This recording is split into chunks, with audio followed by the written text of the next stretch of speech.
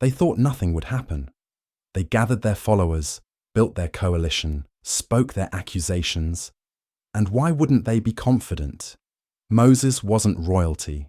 He hadn't conquered armies or built monuments. He was a shepherd who'd come down from a mountain with stone tablets, claiming to speak for an invisible God. Korah looked at him and saw an equal, maybe less than an equal. So when the ground beneath his feet began to tremble that morning, when the first hairline cracks appeared in the dust, he had no category for what was coming. This is the story of 250 men who challenged God's appointed leader and discovered too late that the earth itself answers to a higher authority. The rebellion didn't start with violence. It started with a question that sounded almost reasonable. Numbers 16 records Korah's words with uncomfortable clarity. You have gone too far. The whole community is holy, every one of them, and the Lord is with them. Why then do you set yourselves above the Lord's assembly? It's the kind of accusation that sounds democratic, almost noble. Why should Moses and Aaron have special authority? Aren't we all God's people? The logic was seductive. Korah was a Levite, from the same tribe as Moses and Aaron. He had status, influence, family connections, and he wasn't alone. He'd recruited Dathan and Abiram, descendants of Reuben, Jacob's firstborn son. Their families had never forgotten that the birthright belonged to them before Reuben lost it through sin. Now here was Moses, from the tribe of Levi, acting like he owned the congregation. 250 other leaders joined them. Not random troublemakers. These were men of renown, chosen from the assembly, well-known community leaders. The kind of coalition that looks legitimate. The kind that makes people wonder if maybe they have a point. Moses heard the accusation and fell face down, not in fear, in grief. He knew what was coming, and it wasn't a debate. He offered them a test. Tomorrow morning, take your censers, put incense in them, present yourselves before the Lord. Let God choose who is holy. Korah agreed immediately. Why wouldn't he? He had 250 influential men on his side. Moses had a staff and some old stories. That night, the rebel coalition must have felt electric with possibility. Finally, someone was standing up to Moses' monopoly on spiritual authority. Finally, the power structure would be challenged. They probably rehearsed their arguments, imagined how it would feel when God vindicated them in front of the whole assembly. They had no idea they were preparing for their own funeral. Morning came. The congregation gathered at the entrance to the tent of meeting. 250 men stood holding bronze censers filled with incense, fire already burning. The smoke rose in thin columns against the desert sky. Korah positioned himself at the center, surrounded by his supporters. Dathan and Abiram stood with their families near their tents, arms crossed, defiant. This was it. The showdown. The moment when Moses' authority would finally be tested in front of everyone. Moses walked toward Dathan and Abiram's tents. The elders of Israel followed him. His voice carried across the camp, and what he said next should have sent every person scrambling backward. Move back from the tents of these wicked men. Do not touch anything belonging to them, or you will be swept away because of all their sins. The crowd hesitated. Moses' tone wasn't angry. It was urgent, pleading, almost. This wasn't theatre. This was a warning. This is how you will know that the Lord has sent me to do all these things, and that it was not my idea.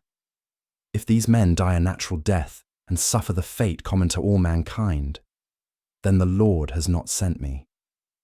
But if the Lord brings about something totally new, and the earth opens its mouth and swallows them with everything that belongs to them, and they go down alive into the realm of the dead, then you will know that these men have treated the Lord with contempt, swallowed by the earth.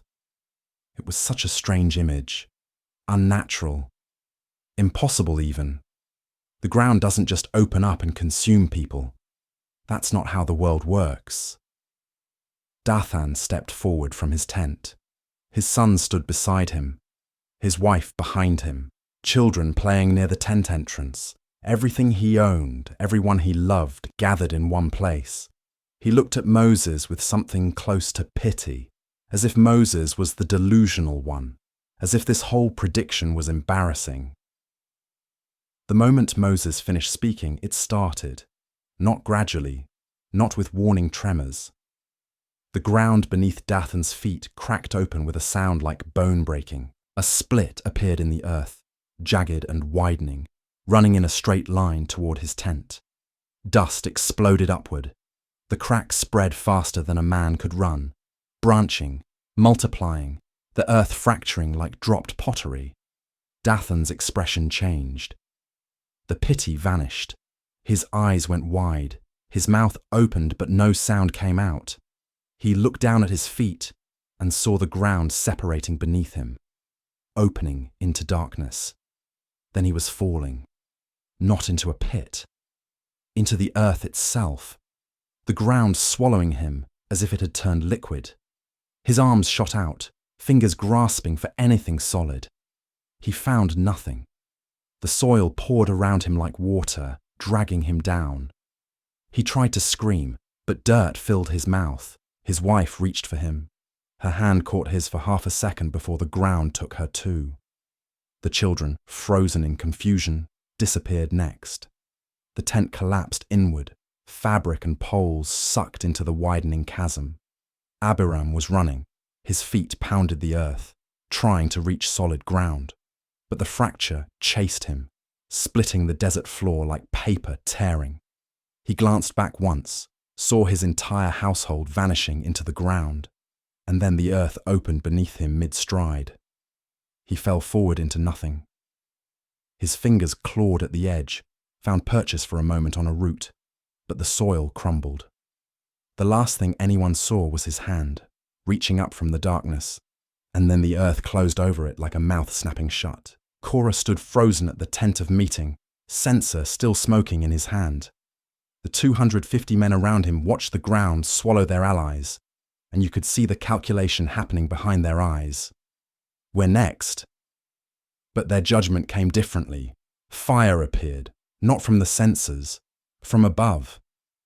It fell like lightning, but it didn't strike the ground. It struck them. Flames poured from the sky in columns, each one finding a man. Not random, targeted. 150 men holding censers, offering incense that God had not authorized, fire they had not been given permission to bring. The fire consumed them where they stood. Their bodies didn't burn slowly. The flames didn't spread from clothing to skin. They were incinerated instantly, reduced to ash before they could draw breath to scream.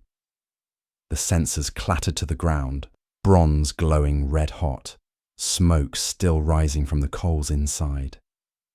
The incense kept burning, the smell mixed with charred flesh, a horrific parody of worship. In seconds, it was over. Where 250 men had stood, only scorched earth remained. The crowd that had gathered to watch the showdown between Moses and Korah scattered. People ran in every direction, screaming, trampling each other in their panic. The ground is going to swallow us too. We're all going to die. Moses stood motionless, watching them flee. His face showed no satisfaction, no vindication, just grief. This was never what he wanted. But the judgment wasn't finished. The next morning, the entire camp was in uproar. You'd think after watching the earth swallow families whole and fire consume 250 leaders, the people would have learned. You'd be wrong. They gathered again, not to repent, to blame. They found Moses and Aaron at the edge of the camp and surrounded them. Their voices rose in accusation, raw with anger and fear. You have killed the Lord's people. You, not God, not rebellion. Moses. As if he'd opened the ground himself, as if he'd called down the fire. They pressed closer, shouting, pointing fingers. Some picked up stones. The crowd was becoming a mob, and mobs don't listen to reason. They act. Moses looked at Aaron. Neither spoke. They turned and walked toward the tent of meeting, the crowd surging behind them.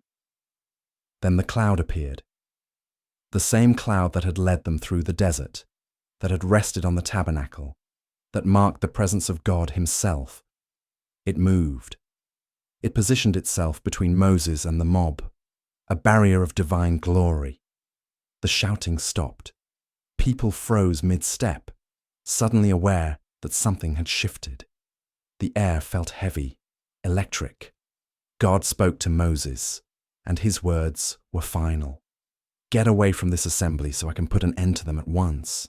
Not Korah's family this time. Not the 250 rebels. All of them.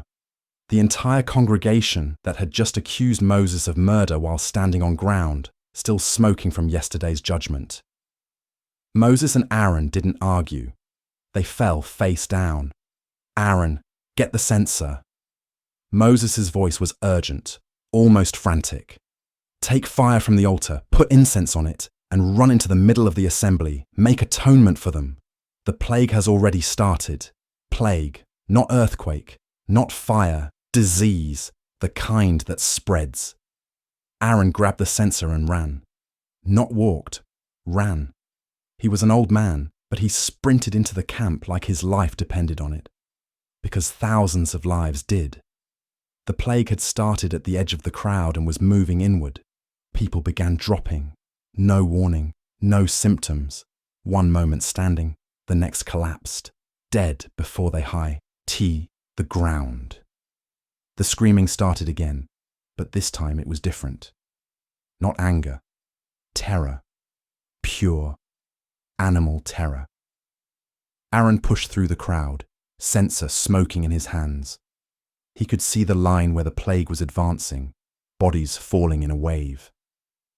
He positioned himself between the dead and the living, swinging the censer, the incense smoke billowing around him. He stood there, one man holding back death itself. The plague stopped at the smoke.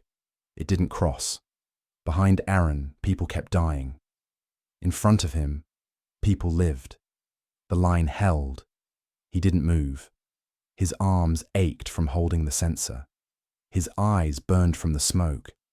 But he held his ground until the plague exhausted itself on the other side. When it was over, they counted. 14,700 dead in minutes. On day after Korah's rebellion, the people had accused Moses of killing God's people. So God showed them what it actually looked like when he killed his people. The difference between consequence and judgment became horrifically clear. But even this wasn't the end of Korah's story. God wanted a permanent reminder. He told Eleazar, Aaron's son, to collect the bronze censers from the 250 dead men. They were still holy, he said, because they had been presented before the Lord. Even in rebellion, even in unauthorized worship, the censers had been brought into God's presence. That made them sacred. Hammer them into sheets. Overlay the altar with them. Let them be a sign. Eleazar gathered the censers. Some were melted, fused to the ground by the heat of the fire that had killed their owners. God's ores were intact, still warm. He brought them to the craftsman, who hammered the bronze into thin sheets and fastened them to the altar of burnt offering. Every day after that, when a priest approached the altar to offer sacrifice, he saw them. Bronze sheets covering the altar, a memorial of the men who had died offering incense they had no right to offer.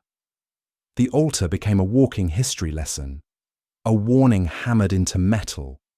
Only descendants of Aaron may offer incense before the Lord. Anyone else will end up like Korah and his followers. The rabbis would later teach that Korah's real sin wasn't ambition. It was his refusal to accept his assigned role. He wanted Aaron's position, but God had given him a different calling. Korah carried the most holy things of the tabernacle. He transported the Ark of the Covenant. His job was irreplaceable, essential, sacred. But he despised it because it wasn't what he wanted. Psalm 106 would memorialize the rebellion in Israel's history. The earth opened and swallowed Dathan. It buried the company of Abiram. Fire blazed among their followers. A flame consumed the wicked. Jude, writing in the New Testament, would use Korah as shorthand for rebellion against authority. They have taken the way of Cain. They have rushed for profit into Balaam's error. They have been destroyed in Korah's rebellion. Korah's name became a byword, a warning, a category of sin. The rebellion that mistakes entitlement for calling, that confuses what we want with what God has assigned. Korah saw God's presence in the camp and decided proximity meant access. He saw the pillar of cloud and thought it proved his point. We're all holy. God is among us. Why can't I approach? He was right about one thing. They were all holy. God was among them. But holiness doesn't mean equality of function. It means separation for purpose. And purpose is assigned, not chosen. Korah wanted to decide his own role in God's story. The ground opened and gave its answer. Standing at the edge of that fissure, watching the last grains of sand settle where Korah's followers had been, the Israelites learned something that every generation has to relearn. God's mercy is vast, but his boundaries are real. His patience outlasts our rebellion, until suddenly it doesn't. The bronze censers hammered into altar coverings weren't decoration. They were a daily confrontation with a question nobody wanted to ask, but everyone needed to answer. Do I want what God has given me, or am I building a case for why I deserve someone else's assignment? Because here's what the ground swallowing Korah actually reveals. The issue was never Moses' authority. It was God's right to structure his own house. Korah saw the system and decided it needed reform. God saw the system and called it mine. Every priest who approached that bronze-covered altar carried the same choice Korah faced.